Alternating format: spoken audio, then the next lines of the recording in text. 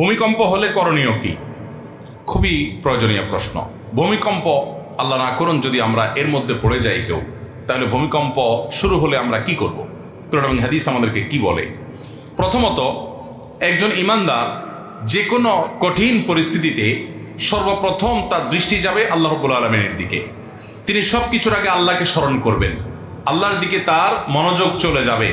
তিনি জিকির করবেন, আল্লাহ তাআলা স্মরণ করবেন এবং আল্লাহর কাছে দোয়া শুরু করবেন, তওবা করবেন, ইস্তেগফার করবেন, রোনাজারি করবেন, আল্লাহর কাছে পানা চাইবেন, কারণ এটাই হলো তার রক্ষার প্রধান এবং মূল জায়গা। এজন্য ঈমানদার সেই কাজটি করবেন।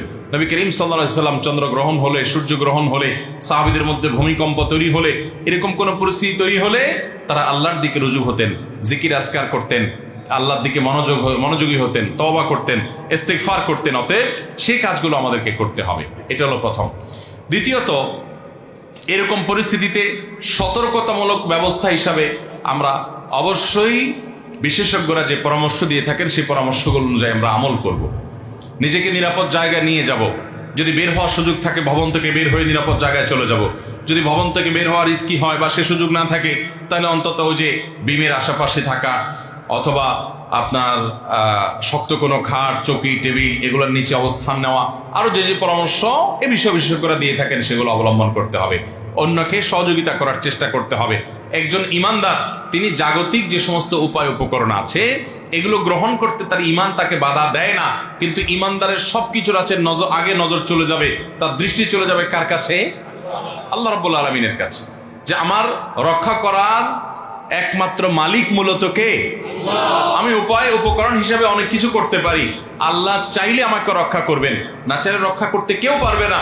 এই জন্য দেখবেন অনেকে সামান্য আঘাতেই দুনিয়া থেকে চলে যায়, আবার অনেকে দেখবেন ভূমিকম্পের পরে 40 ঘন্টা পরে, 50 ঘন্টা পরে, একদিন পরে, 2 দিন পরে পর্যন্ত জীবিত উদ্ধার হচ্ছে কি হচ্ছে না? এই যে করোনা হলো, বহু মানুষ আমরা দেখেছি যে করোনার রোগী সাথে মাখামাখি করেছে, কিছুই হয় নাই। আবার এমনও মানুষ ছিল যে শুরু থেকে পুরো লকডাউনে দরজা জানলা বন্ধ করে পড়ে আছে, তার করোনা আক্রান্ত হয়ে দুনিয়া থেকেই চলে গেছে। আছে না নাই? অতএব সব জায়গায় বিজ্ঞান জবাব দিতে পারবে না। দুজন মানুষ পাশাপাশি আছে, একজনের ইমিউন হয়তো একটু বেশিও আছে কিন্তু সে আগে শেষ হয়ে যাচ্ছে, আরেকজন ইমিউন একটু কম, রোগ প্রতিরোধ ক্ষমতা কম, কিন্তু দেখা যাচ্ছে সে পরে শেষ হচ্ছে। কেন পরে শেষ হচ্ছে এর কোনো ব্যাখ্যা কেউ দিতে পারবে না, কিন্তু ঈমানদারের কাছে ব্যাখ্যা আছে যে আল্লাহ তাআলা তার হায়াত বেশি রেখেছেন, সেজন্য সে বেশি বেঁচেছে। অতএব এরকম কোন আল্লাহ না করুন পরিস্থিতির মুখোমুখি যদি হয়, আজকে তুরস্কে যে ভূমিকম্প হয়েছে, এই ভূমিকম্প যদি আমাদের দেশে ঢাকা শহরে যদি হয়, আজকে তুরস্কে মানুষের লাশ সরাবার এবং অসুস্থ মানুষকে উদ্ধার করবার বা ভবনের নিচে পড়ে থাকা মানুষকে বের করে আনার মতো লোক তো কিছু আছে।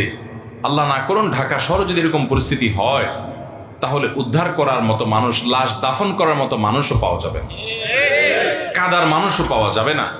আল্লাহ রাব্বুল আলামিন আমাদের পাপের জন্য আমাদেরকে যেন শাস্তি না দেন, আল্লাহ যেন আমাদের প্রতি রহম করেন, আমাদের প্রতি আল্লাহ যেন ইহসান করেন, আমাদের এই গরিব দেশের প্রতি, গরিব সমাজের প্রতি আল্লাহ তাআলা যেন ইহসান করেন, যেন এই বিপদ আমাদের না আসে, এবং তুরস্কের ভাইদেরকে আল্লাহ যেন হেফাজত করেন। তাহলে খোলাসা কথা হলো, আল্লাহ না করে যদি ভূমিকম্প শুরু হয়, আপনি দৌড়ে গিয়ে নিরাপদ জায়গায় যেতে পারেন। এমনকি আপনি নামাজে আছেন, যদি মনে হয় ভবন ভেঙে পড়তে পারে, বিপদ বেশি আছে, তো আপনি নামাজ ছেড়েও যেতে পারেন, জায়েজ আছে। এটা নিষেধ না, হারাম না যে নামাজ ছাড়া যাবে না। জীবন যদি চলে যাওয়ার আশঙ্কা হয় তাহলে নামাজ ছেড়ে আপনি বাহিরে গিয়ে পরে আপনি নামাজটা পড়ে দিবেন, সেই সুযোগ ইসলামে আছে, কারণ জীবন রক্ষা করার নির্দেশ আল্লাহ তাআলা আমাদেরকে দিয়েছেন। সেই চেষ্টা আমরা করব, কিন্তু ঈমানদারের বিশ্বাস থাকবে যে আমার জীবন রক্ষা করার একমাত্র মালিকই হলেন আল্লাহ তাআলা। বাকি সব উপায় উপকরণ মাধ্যম এগুলো আমি ব্যবহার করার আছে করব, কিন্তু কর্ণওয়ালা জাত মূলত কে? অতএব ঈমানদারের বিশ্বাস হবে সেটি। এই জন্য ভূমিকম্প শুরু হলে ইস্তেগফার, দোয়া, জিকির, সাদাকা, তাসবিহ, সালাত, আল্লাহর দিকে মনোনিবেশ করা, আল্লাহর কাছে আল্লাহর কথা স্মরণ করা এবং আল্লাহর কাছে পানা চাওয়া, এটা হবে ঈমানদারের কাজ। কারণ এটা আয়াতুম মিন আয়াতিল্লাহ, আল্লাহর কুদরত সমূহের মধ্যে থেকে একটি। কিয়ামতের আগে ভূমিকম্প হবে, সেই ভূমিকম্প এই ভূমিকম্পের মতো না। আজকে এই ভূমিকম্প গোটা পৃথিবীর মানুষকে স্তব্ধ করে দিয়েছে, কিন্তু কিয়ামতের আগে যে ভূমিকম্প হবে, আল্লাহ তাআলা বলেছেন যে ইন্না জালজালাতাস সাআতি শাইউন আযীম, কিয়ামত কিয়ামতের আগের যে ভূমিকম্প হবে সেটা হবে বিশাল ব্যাপার।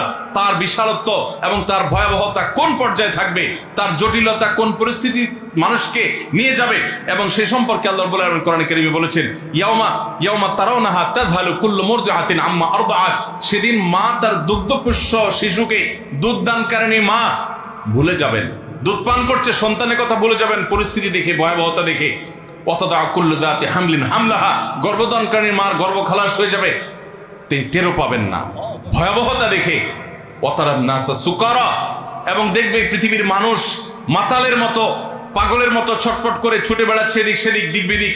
ওমা হুম বিসুকারা, কিন্তু তারা প্রকৃত অর্থে কেউ মাতাল নয়। ওয়ালাকিন্না আযাবাল্লাহি শাদীদ, কিন্তু আল্লাহর পাকড়াও বড় কঠোর এবং বড় কঠিন।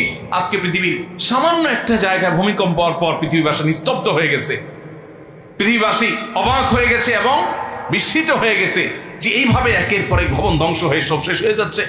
কিয়ামতের আগে ভাইরা আমার, গোটা সৃষ্টি জগৎ ইসরাফিলের সিংহা ফুৎকার দেওয়ার পর এইভাবে সব শেষ হয়ে যাবে। ইদা জুলজিলাতিল আরদু জিলজালাহা ওয়া আখরাজাতিল আরদু আথকালাহা, যখন সেই ভূমিকম্প হবে গোটা পৃথিবী ফেটে চৌচির হয়ে মাটির ভেতরকার সব বের হয়ে আসবে। অতএব সেই ভয়াবহতম দিনে আল্লাহ রাব্বুল আলামিন আমাদেরকে যেন ফিতনা থেকে হেফাজতে রাখেন। অতএব ঈমানদার যে কোনো পরিস্থিতিতে আল্লাহর দিকে মনোনিবেশ করবে, আল্লাহর কথা স্মরণ করবে, আল্লাহই তার মূল রক্ষাকারী। এরকম পরিস্থিতিতে আমরা সেই জিকির, সাদাকা, সালাত, দোয়া, ইস্তিগফার, তওবা এগুলোর ভিতরে মাশগুল থাকবো। নবী সাল্লাল্লাহু আলাইহি সাল্লাম চন্দ্রগ্রহণ, সূর্যগ্রহণ ইত্যাদি হলেও তিনি আমলই করতেন। আজকাল তো চন্দ্রগ্রহণ, সূর্যগ্রহণকে আমাদের যুবকরা এনজয় করে, বিভিন্ন ডিভাইস নিয়ে দেখে উপরে যায়, ঠিক না বেঠিক? তথ্য প্রযুক্তির উন্নতি মানুষকে আল্লাহ থেকে অনেক সময় দূরে সরিয়ে নিয়ে যায়। আজ সামুদ জাতির ইতিহাস পড়াশোনা করেন, তাদের ধ্বংসাবশেষ এখনো সৌদি আরবের মাদায়েন সালেহে আছে, জর্ডানের পেট্রাতে, অন্যান্য জায়গাতে আপনার বহু আল্লাহর অবাধ্যদের তাদের ধ্বংস হওয়া সেই জায়গাগুলো আল্লাহ এখনো রেখে দিয়েছেন। 200-400 না, হাজার হাজার বছর আগে ধ্বংস হয়েছে, তাদের এখনো সে নাম নিশানা, তাদের সে আলামতগুলো আল্লাহ এখনো রেখে দিয়েছেন। কোরআনে পাতায় পাতায় তাদের বিবরণ আল্লাহ তাআলা দিয়েছেন। তাদের অনেক শক্তিমত্তা ছিল, অনেক প্রকৌশল বিদ্যা ছিল, আল্লাহর সব ধুলির সাথে মিশে দিয়েছেন। অতএব আল্লাহ চাইলে পৃথিবীতে মুহূর্তের ভিতরে সব ধুলির সাথে মিশিয়ে দিবেন, কিয়ামত আগে সেটা হবে। এগুলো আল্লাহর প্রতি আমাদের ঈমানকে আরো বাড়িয়ে দেয়, আমাদের বিশ্বাসকে আরো মজবুত করে। কোরআন বলেছে যা, সেগুলোর বাস্তবায়ন আমরা দেখতে পারি। কিয়ামতের আগে নবী সাল্লাল্লাহু আলাইহি ওয়াসাল্লামের ভাষ্য অনুযায়ী ভূমিকম্পের পরিমাণ বাড়বে, গোটা পৃথিবীতে ভূমিকম্প চতুর্দিকে দেখা দিবে, এবং কিয়ামতের ঠিক নিকটবর্তী হয়ে গেলে পূর্বে, পাশ্চাত্যে, মধ্যে 3 জায়গায় 3টা বড় বড় ভূমিধসের ঘটনা ঘটবে। অতএব এগুলো আমাদের সেই কিয়ামতের কথা স্মরণ করিয়ে দেয়। আল্লাহ রাব্বুল আলামিন আমাদেরকে ভূমিকম্প সহ এ দ্বারা